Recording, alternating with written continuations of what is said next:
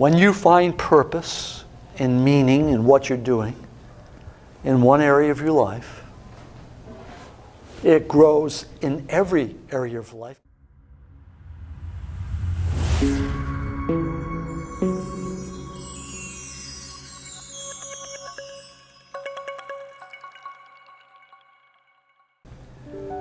I once had a daughter. She was single. She was living in Washington, D.C.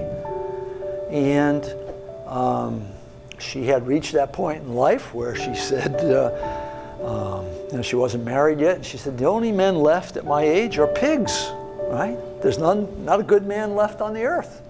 And then she found one, and she got really excited. Relationship grew. And then one day our phone rang. She's talking to her mother, and I know what's going on. This guy just dumped her. Right? She's all upset. Her mother, now this daughter is the firstborn child. Many firstborn children share a common characteristic. If they're miserable, they want you to be miserable too. Okay? And she said, I'm coming home this weekend. I thought, oh, no. Her mother hangs up and says, you're the father, you go to the airport and pick her up. So the next day I go pick her up. She gets in the car and she doesn't say, hello, how are you? She says, that no good, dirty, da-da-da-da-da. 5 minutes later, she takes a breath. And I said, are you problem solving or purpose finding? She didn't even hear me. So we go through that about 4 times. We're finally pulling in the driveway. She takes another breath. I say it again. She says, what are you talking about? This is the real world. I said, well, I think it applies to the real world. By then we're in the house. I pull out a sheet of paper out of my file, and it says, Robert Quinn, life statement. And then she grows kind of quiet. And she looks up and says, when you feel bad, you read this? I said, no. When I feel bad, I rewrite it. It's been rewritten hundreds of times. She said, yeah, I can hardly understand some of this stuff. I said, yeah, it's written to a customized audience, one person. Then the first miracle happened. She said, do you think I could write one of these? And I said, I'm sure you can. She went in the bedroom. For a day and a half, she worked on her life statement. The miracle was, I did not have to suffer during that day and a half. Right? She got on the plane. She flew home to D.C. A couple days passed. I get an email. She said, he called me. Oh, this will be interesting. And she says, so I wrote him this letter. And I'm reading this letter that she's attached. It's incredibly vulnerable, open, honest. And I'm thinking, wow, this is impressive. And then at the bottom it says, and my roommate said I can't give this to him. Now that's an interesting thing.